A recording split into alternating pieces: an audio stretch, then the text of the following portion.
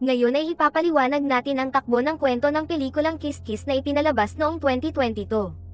Sige, dumiretso na tayo sa kwento. Dalawang magkatrabahong sina Madsia at Tom ang nagmamadaling makarating sa isang meeting kasama ang kliyente nilang Hapones. Nauna nang dumating ang kanilang team at naghihintay na sa lobby. Biglang naalala ni Tom na naiwan niya ang kanyang cellphone sa kotse kaya bumalik siya sa labas para kunin ito. Habang pabalik na siya sa gusali, nadaanan niya ang isang magandang babae. Si Tom, na kilalang babero, ay agad na nahumaling at sinundan ang babae para makilala ito. Nakalimutan niya ang tungkol sa meeting at dali-daling sumakay ng bus kasunod ng babae. Walang interes ang babae, pero persigido si Tom at patuloy siyang kinakausap. Sa madaling salita, pinalaya si Tom sa bus dahil wala siyang tiket. Patuloy namang tinatawagan siya ni Madsia. Dahil sa insidenteng iyon, natanggal si Tom sa trabaho. At parang hindi pa sapat ang malas, nawalan din siya ng tirahan at kotse sa parehong hapon. Dala ang kanyang mga gamit, pumunta siya sa bahay ng kanyang kapatid na si Yannick. Akala ni Yannick ay magpapaalam si Tom, pero nalaman niyang balak pala nitong tumira sa kanyang apartment. Siyempre, ayaw pumayag ni Yannick at pinayuhan siyang humanap ng ibang matitirhan. Matapos ang ilang pakiusap, pumayag si Yannick pero kailangan ni Tom matulog sa sofa. Kinagabihan, walang pakundangan, inaya pa ni Tom si Yannick na nagtatrabaho ng overtime na sumama sa isang party. Siyempre, tumanggi si Yannick. Sa halip na unawain, hiningan pa ni Tom si Yannick na i-hack ang CCTV footage sa Dominica Street kung saan niya nakita ang babaeng sinusundan niya. Hindi na maintindihan ni Yannick ang asal ni Tom kaya tumanggi siyang tumulong. Umalis si Tom at tinawanan lang ang pagiging istrikto ng kanyang kapatid. Pagkaalis ni Tom, napaisip si Yannick. Kinausap pa niya ang isa sa mga cactus sa kanyang koleksyon na si Gauss, at sinabi niyang bukas ng umaga ay lalayas na si Tom kaya makakahinga na sila. Samantala, sinubukan pa rin ni Tom ang kanyang swerte. Tinawagan niya ang dati niyang katrabaho na si Carl para alamin kung may bakanteng trabaho. Gulat si Carl sa kapal ng mukha ni Tom matapos ang gulong ginawa nito. Alam ni Carl na may babae na naman itong sinusundan, kaya sinabi niya na ang kahinaan ni Tom sa babae ang sisira sa kanya. Dahil sa matalim na sinabi ni Carl, binabaan siya ng telepono ni Tom. Lumalakad-lakad na lang si Tom nang may nilapitan siyang pulubi na humihingi ng yosi. Hindi na ninigarilyo si Tom kaya inabutan na lang niya ito ng inumin bago muling umalis. Habang dumadaan sa isang bar, inakala ni Tom na naroon ang babaeng nakita niya kinabukasan, pero nagkamali siya, kamukha lang pala. Nagsorry siya at napansin ang kakilala niyang si Midas na nag-iisa at umiinom. Dati siyang film producer. Tinanong siya ni Tom kung may trabaho siya, pero inamin ni Midas na hindi na siya gumagawa ng pelikula sa Poland. Gayunman, may isa siyang proyekto, isang documentary tungkol sa kasal ng anak ni Minister Kusetsky. Kung magagawa ito, maibabalik sa kanya ng prosecutor ang passport niya at makakapagtrabaho siya sa Hollywood. Inimbitahan ni Midas si Tom na sumama sa proyekto bilang interviewer at tagapagtanong sa mga sources ng documentary. Nag-alinlangan si Tom dahil hindi ito ang linya niya, pero inalok siya ni Midas ng malaking bayad. Sa huli, pumayag si Tom. Kinabukasan, pumunta si Yannick sa plant shop para kunin ang order niyang Bolivian cactus. May gusto siya sa may-ari ng shop na si Clara, pero wala siyang lakas ng loob na ayain itong lumabas. Sinundan pala siya ni Tom at nasaksihan ang awkward nilang usapan. Nang makaalis si Clara, binigyan ni Tom si Yannick ng maliit na paso ng cactus at sinundan ito. Nakita niya ang pagkakataon, kung papayag si Yannick na patuloyin pa siya, tutulungan niya itong ligawan si Clara. Kapalit nito, kailangan niyang tulungan si Tom sa pag-hack ng CCTV sa highway.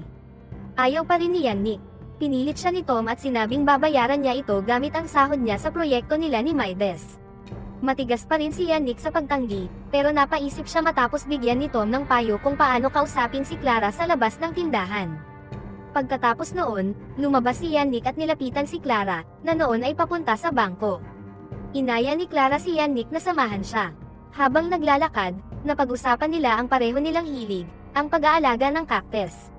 Hanggang sa naglakas loob si Yannick na ayain si Clara na lumabas. Sa kasamaang palad, tinanggihan siya ni Clara dahil pakiramdam niya ay hindi sila bagay sa isa't isa. Kinabukasan, sinamahan ni Yannick ang kanyang nakababatang kapatid sa gusali kung saan gaganapin ang resepsyon para sa anak ni Minister Kusetsky. Ang asawa ng ministro na si Patty ang sumalubong sa kanilang dalawa. Ipinakilala ni Tom ang sarili at sinabing sila ng kanyang kapatid ang gagawa ng documentary habang si Midas ang kukuha ng footage ng resepsyon. Sa simula ay nagreklamo si Patty tungkol sa kakulangan ni Midas, pero nagawa ni Tom na patawanin siya at kunin ang kanyang simpatiya.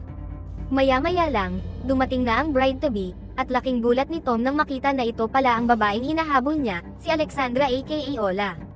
Pero sa halip na magpakita ng interes, nagkunwari si Tom na nalulungkot para sa kasal. Pagkatapos ng mabilis na pagbati, bigla niyang hinalikan si Ola at sinabing tuwang-tuwa siyang makita ito roon, hindi alintana ang katayuan nito. Sampal ang inabot ni Tom mula kay Ola. Ngunit buo ang loob ni Tom na balang araw ay maaakit niya rin ito. Sa kabilang banda, inudyukan din ni Tom ang kapatid niyang si Yannick na ipaglaban si Clara. Ngunit hindi sigurado si Yannick na magtatagumpay si Tom, kaya't nagkasundo silang tumaya kung sino ang magwawagi. Kinabukasan, sinimulan na ni Tom ang pagdodokumento, simula sa kusina. Ipinakita ni Patty ang ilang uri ng pagkain na ihahanda depende sa dami ng bisita. Pagkatapos, lumipat siya sa ibang silid kung saan naroon ang mga waiter na nakasuot ng Victorian-style na uniforme, bagay na akma sa lugar na gagamitin, ang Royal Palace. Ipinaliwanag ni Patty ang konsepto ng resepsyon, pati na ang mahahalagang bisita na dadalo. Kahit si Patty ang pangunahing karakter sa documentary, hindi pa rin tinigilan ni Tom ang pagkuha ng footage ni Ola. Binanggit din ni Patty na gaganapin ang resepsyon sa mismong araw ng halalan ng kanyang asawa. Matapos makuna ng mga dekorasyon, sinimulan na ang interview kina Patty at Ola. Ang unang tanong ni Tom ay kung paano pinili ni Patty ang manugang. Sinabi ni Patty na nagtitiwala siya sa panlasa ng anak niyang si Christian at umaasa siyang magiging mabuting asawa si Ola. Naputol ang interview ni Patty dahil may natanggap siyang tawag, kaya ipinagpatuloy ni Tom ang panayam kay Ola. Tinanong niya ito tungkol sa pamilya at kung sino ang dadalo mula sa kanilang panig. Sagot ni Ola, pinalaki siya ng kanyang lola na siyang darating kasama ang dalawang bridesmaids. Laking gulat ni Tom dahil kakaunti ang panauhin ni Ola kumpara sa mahigit 1,000 bisitang darating. Matapos ang panayam, naglakad-lakad sila sa hardin. Gusto ni Tom makilala pa si Ola. Ibinahagi ni Ola na isa siyang postgraduate student na nagsusulat ng thesis tungkol sa pag-ibig para sa pag-ibig o yaong damdaming nananatili kahit maraming tutol. Hindi nila alam na may mga taong palihim na kinukunan ng litrato ang kanilang pagkakausap mula sa malayo. Kinabukasan, muling nilapitan ni Yannick si Clara sa flower shop, mas presentable na ngayon salamat sa payo ni Tom. Ipinaalala pa ni Tom sa kanya ang kahalagahan ng body language kapag kaharap ang babae. Habang naglalakad at nag-uusap ng seryoso, biglang lumapit ang isang hindi kilalang babae at niyakap si Yannick na parang matagal na silang magkakilala. Dahil dito, umalis si Clara. Pinaghinalaan ni Yannick na binayaran ng kapatid niya ang babae para guluhin ang lahat. Pero kahit totoo iyon, sinabihan siya ni Tom na magtiwala sa plano nito. Kinabukasan ulit, kinuna naman nila ang rehearsal para sa engranding pagpasok ng wedding cake. Hindi natuwa si Ola sa konsepto dahil gusto niya ng isang simple at payak na resepsyon. Pero mas inuna ni Patty ang prestihiyo, natatakot siyang husgahan ng publiko at ng oposisyon. Sa huli, umalis si Ola. Inutusan si Tom na kumbansihin itong bumalik sa ensayo pero dinala niya ito pauwi sa bahay ng lola ni Ola. Pagdating doon, hindi mapigilan ni Ola na ipakilala si Tom. Sa simula ay gusto niyang paalisin agad si Tom, pero inimbitahan ito ng kanyang lola na uminom ng tsaa. Mukhang natuwa ang lola ni Ola kay Tom at agad nitong nagustuhan ang binata. Namula si Ola nang sabihin ng lola niya na may nararamdaman itong aura ng pag-ibig sa pagitan nilang dalawa.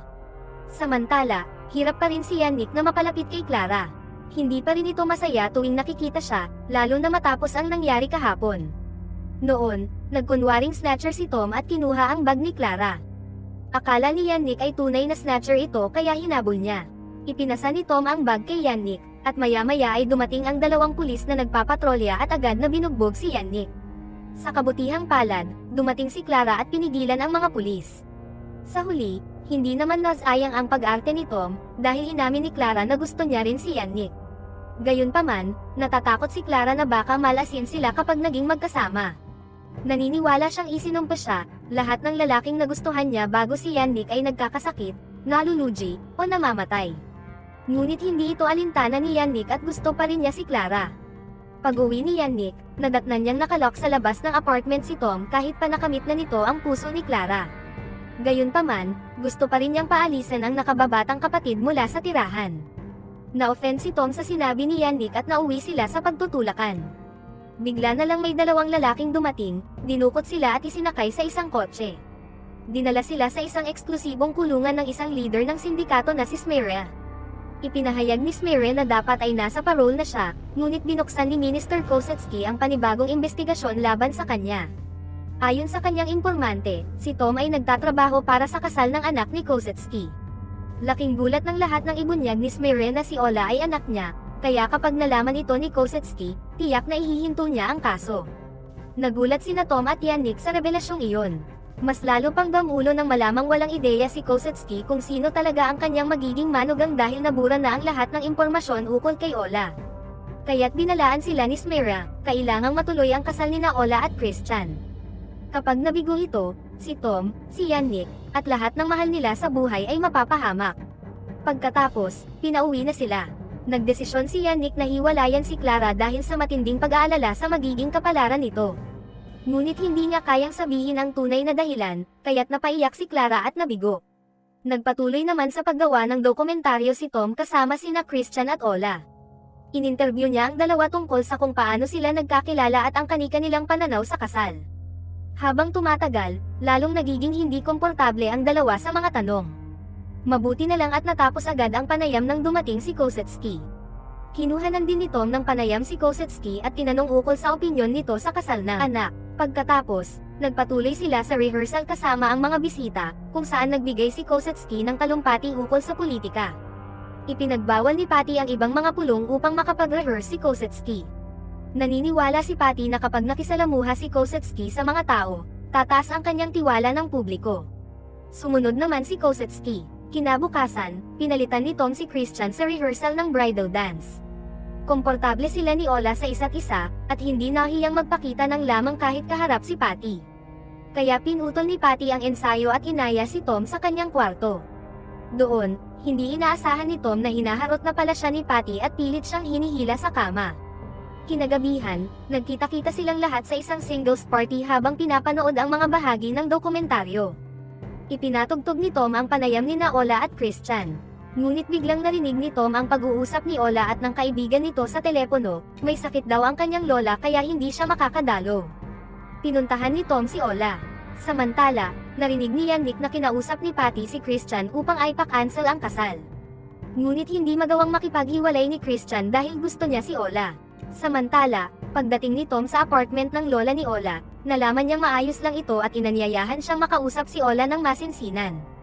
Ngunit mukhang may dinaramdam si Ola at pinaalis si Tom. Hirap man siyang aminin, nahulog na ang loob niya kay Tom. Sandali pa at binawi niya ang sinabi at sinubukang habulin si Tom, na nasa pinto lang pala. Hindi na kailangang yayain pa, pumasok ulit si Tom at doon niya ipinagpalipas ang gabi. Sa kabilang banda, dumating si Clara sa tapat ng apartment ni Yannick, dala ang cactus na inorder nito. Hinihingi niya ang paliwanag sa biglaang paglayo ni Yannick. Ngunit hindi pa rin masabi ni Yannick ang totoo. Nang hinayang siya sa katangahan niya at agad na sinundan si Clara. Habang palayo si Clara, bigla silang sinalubong ng dalawang goons. Bagamat bagbog sarado si Yannick, nalampasan nila ang insidente at nagkabati rin sila. Kinabukasan, isinalaysay ni Ola na hindi pa sila nagkikita ng kanyang ama mula noong siya'y 12 taong gulang at ayaw na raw niya itong muling makita. Napagtanto nilang parehong mapapahamak si Tom at Ola kapag nalaman ni Kosetsky o ng ama ni Ola ang tungkol sa kanila. Nangako si Tom na tatakas sila makalipas ang 3 oras. Sa kasamaang palad, sa harap ng apartment ng lola ni Ola, nakita niyang dinukot si Tom ni Smirre sa utos ng kanyang impormante. Dinala si Tom sa isang bodega at pinilit na iwan si Ola. Dahil dito, pinuntahan ni Ola ang ama sa kulungan. Sinabi niyang itutuloy pa rin niya ang kasal kay Christian kapalit ng kalayaan ni Tom. Samantala, natunton ni Yannick si Tom gamit ang GPS at nag-alok ng kapalit. Binigyan niya ang informant ng isang cellphone at inutusan itong ipadala ang laman nito kay Smirre. Ilang sandali pa, pinalaya na sila ni Smirre. Pagkalabas nila roon, nagmaneho ng pabigla-bigla si Tom dahil magaganap na ang kasal nina Ola at Christian. Sa kabila ng maraming aberya sa daan, nakarating pa rin si Tom sa simbahan. Maayos na naisagawa ang seremonya ng kasal ngunit labis ang kaba ni Ola. Pagkatapos ng palitan ng panata, dumating si Tom at pinutol ang kasal gaya ng ipinangako. Tumakas silang dalawa sakay ng bus. Sa gitna ng biyahe, ipinadala ni Tom kay Patty ang isang video na kuha sa bachelor party, kung saan makikitang may pagkahumaling si Christian sa kapwa lalaki. Ngunit sinabi ni Tom na hindi niya ito ikakalat kung susundin ni Patty ang 3 kondisyon. Una, Huwag isumite sa civil registry ang marriage certificate ni na Christian at Ola bilang patunay na walang kasalang naganap. Pangalawa, palayain si Smera. Pangatlo, umatras si Kosetsky sa halalan. Sinabi ni Patty na panalo na si Kosetsky. Ngunit sinabi ni Tom na mas mabuting hayaan na lang ito. Nagkaroon ng masayang wakas hindi lang kina Tom at Ola, nag-propose din si Yannick kay Clara. Sa huli, tinupad ni Patty ang lahat ng hiling ni Tom. At dito nagtatapos ang pelikula.